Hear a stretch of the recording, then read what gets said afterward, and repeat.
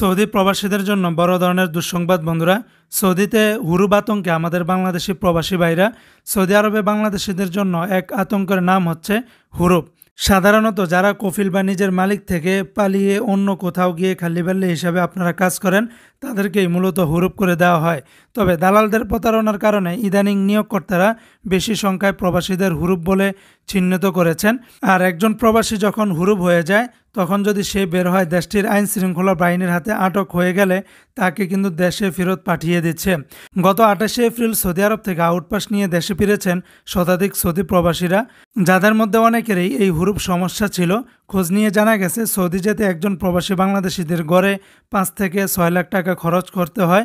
এত টাকা দিয়ে দালালদের প্রতারণার কারণে প্রবাসীরা দেশটিতে গিয়েও অভিবাসন খরচ তুলতে পারেন না, ফলে বাধ্য হয়ে কর্মক্ষেত্র পরিবর্তন করার চেষ্টা করেন।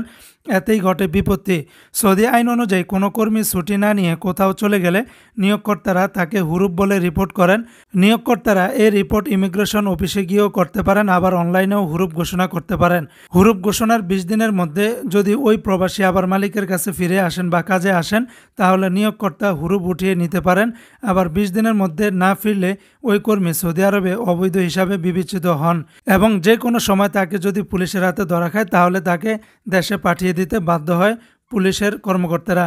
সম্প্রতি সৌদি আরব থেকে ফেরত আসা কর্মীদের অনেকেই বলেছেন, বৈধ আকামা থাকা সত্ত্বেও তাদের জোরপূর্বক ফেরত পাঠানো হচ্ছে। তারা মূলত ফিরতে বাধ্য হয়েছেন নিয়োগকর্তা কর্তৃক হুরুব ঘোষিত হওয়ার কারণে।